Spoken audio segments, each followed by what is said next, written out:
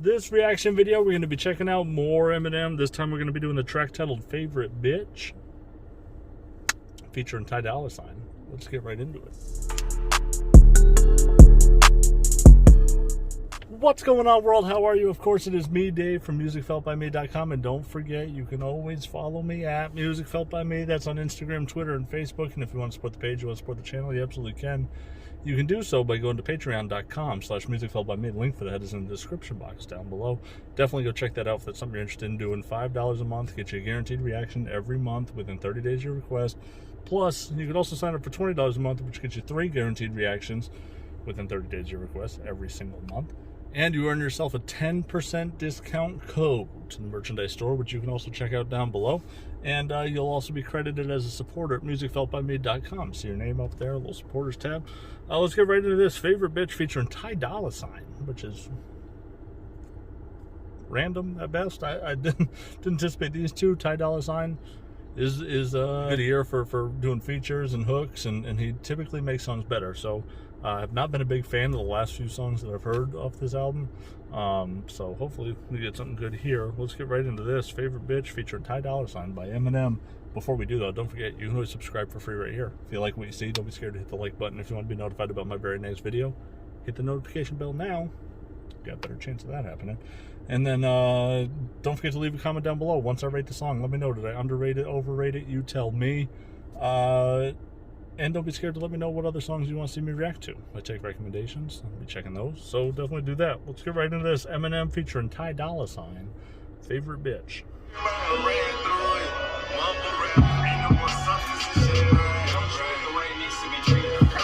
This is a pretty, so some observations there. I'm not sure if that's Ty Dolla Sign right there talking. I'm not sure who that was in the little interlude there, but basically saying the way the music is, she's like a hoe. She let everybody run through her. She's a mumble rapper. She's switched up, whatever. So that's the point. Seems kind of obvious a little bit here, but we'll see what this turns into. At 21, I was lucky to find an uneaten fucking honey bun. I forgot about now. I got money falling out, 50s, 100s, and 20s. Got more money talk from Eminem here now. I got money falling out, 100s, 50s, and 20s. Again, more like a Tyga sounding stuff to me. Let's talk about when he was younger. He was just chasing the bag, which is, you know, some new age slang for him there. Let me get back into it. About the Manchester bombing, but we got something in common. Both of us are alarming, foul, disgusting, and awful. He says, I know there's nothing funny about the Manchester bombing, but there's one thing we have in common, is we both are alarming. It's kind of him doubling down on some of the heat that he took for making light in punchline about the Manchester bombing with Ariana Grande, which was on the side A, right? And just taking a second to let you know, like, listen, I know there's nothing funny about it, but I'm going to talk about it. I'm gonna use it for both alarming. Yeah. The repugnant and ugly. I could give the bust a marathon a run for its money. Yeah, and you could say, why is he like this? He just does. That's the one thing, though. I mean, you know, you can't go around a fire expecting not to sweat, right? Like, Eminem is Eminem. He doesn't give a fuck. He's gonna say what he wants to say. So I mean, that's still true. But this type of literature got me a little richer. But I get insecure when them other dudes hit on you, girl. You're letting them fiddle with you. It's just this literature has made me a little richer. Done a really nice job, especially on this album, of examples of that, right? Where he was like, that's what the I'm laying next to. But who the fuck am I laying next to? And that literature, those rhyming syllables and using multiple words to basically become homophones for each syllable of another word, and not even homophones. And he's just using the syllables of 3, 4, 5 words to make up the syllables of one multi-syllable word. It's impressive. He's done a really good job with that. I mean, syllable for syllable to sound exactly like that specific word. He's always been good at multi-syllable rhyming, but this time it feels more like he's punching back at the word, like not just using literature and picture a church and whatever. It's not just a bunch of rhymes. It's trying to make everything sound as if it is the word, not just rhyming with the word. He's trying to make his syllables sound like it is the word. What you did, I need a new chick. Like the music, I had to bounce on my favorite. Always hated my smile. That hook is odd. I don't hate it. It's a weird hook. There are moments in that hook that I hate, and I think sound really, really awkward. And then there are other parts that I really love. Like I don't know where I land on that. I'm gonna let that play a couple more times, obviously throughout the song, and to see where I land with that. School. She never sugarcoated it to me. She said if I wasn't so stupid and ugly, I wouldn't always get bullied. I think Jesus Christ. He's saying his mom, he was getting bullied in class and stuff. And when he talked to his mom about it, she said, well, if you weren't so ugly and stupid, you wouldn't get bullied. Never sugarcoated it for him. Now I'm on a roll like a tootsie. I'm just trolling you pussies, but I'm like a stroller, cause you'll see just how I roll if you push me. I'm on a roll like a tootsie. Like those are just like really, really simple. And I just feel like every song has like an example or two or sometimes more of those where I'm like, I don't love it. You don't need to do that. When I was going through some of the hardest times, I drew from her. But she's like the devil, cause I just can't let loose of her. Plus the thought of losing her makes me wanna just let. But she's like the devil, cause I just can't. That's what I do the music for. Something about the art that I drew from her. But she's like the devil because I can't let loose of her. Lucifer, the devil, right? Oh, that's slick. Then I hit the studio, trying to rendezvous with her. Tell it it's a butt dial, girl. Yeah, booty call. That's how it used to be. It's like a butt dial, girl. And I know I say some of these rhymes that M does I don't really like. It reminds me and takes me back to his interview with Crooked Eye, right? Where King Crooked, when he was talking about how much shit he caught for the girl, your booty is heavy duty, like diarrhea. He was like, this shit wasn't written to be hot. Like, it's just me being goofy. Like, I was just being silly. It's supposed to be stupid. And I know that's I get the feeling that that's a lot of the energy put into these ones here. It's just like, it's not meant to be hot. It's just him being stupid or him being silly. And that's cool and all. I just don't have to like it.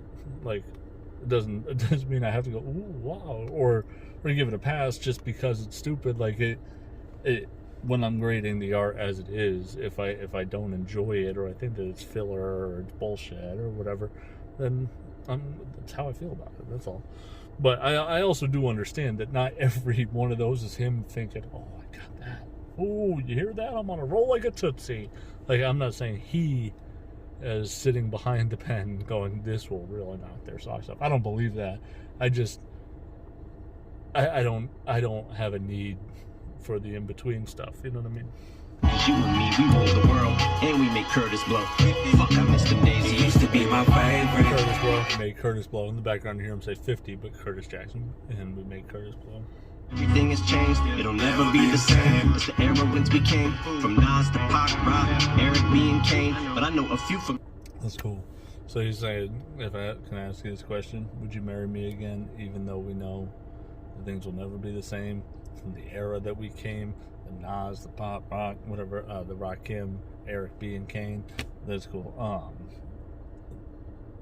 That's dope. So obviously he's talking about music, hip hop. Will you marry me? Like, can I be your number one again? Can I be your one and only? Because things aren't the same. I know things aren't the same now. But would you take me back or whatever? Kind of speaking of music, and that's his favorite bitch. And the song, again, another one of those two stories where you weave in and out of a relationship. But this one's much more obvious to me, like especially right in the beginning where they're talking about how they feel about music, who, if that was Ty Dolla or not, I'm not sure. But yeah, this one just seems like a devoted track to communicating with music in general. Although most are never gonna hit the level Cole Louise at, or be emotionally attached to your MTV raps. And even though right now, I know some lyrically amazing artists right now, some may never hit the level that Cole and Weezy are at. and they may never be emotionally attached to Yo MTV raps. So that old nostalgia feeling that he had with music and how he fell in love with it, and then how music fell in love with him at that point.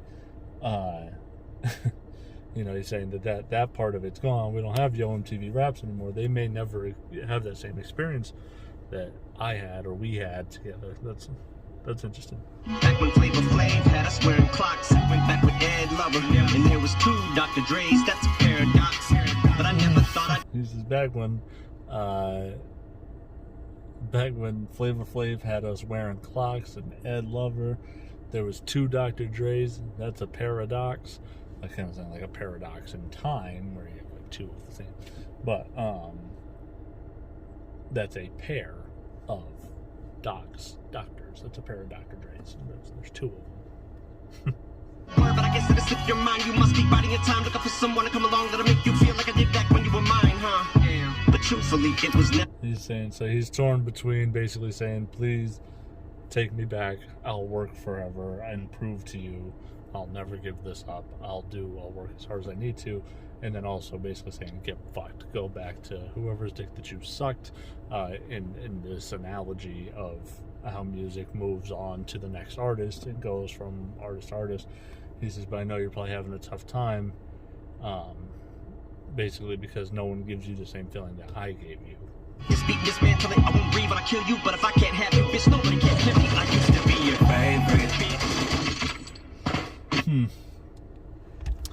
That's funny. He says, yeah, there's so many new MCs and me to choose between, but if I can't have you, no one can. You used to be my favorite, bitch. That's pretty cool. I like that actually more than the last one, because it's not,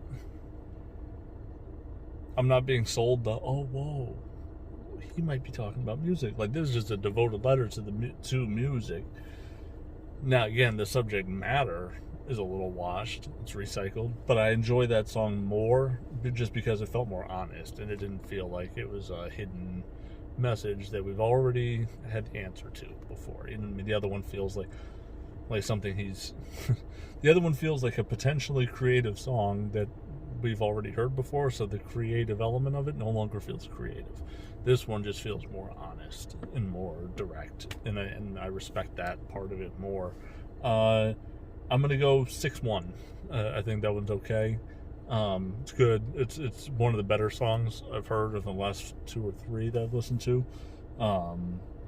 There's some pretty good writing in there. Ty Dolla Sign's hooks, yeah, after letting it play again, it's not bad.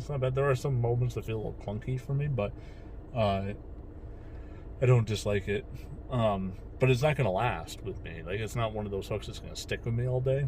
Right there, it's just it's cool for the song. Concept cool. It's like I said, it's honest. It's kind of, it is doing that same thing where it's talking about the relationship he's had with music. So don't get me wrong, the subject matter is repeated, and potentially even twice on the same album, which seems odd. But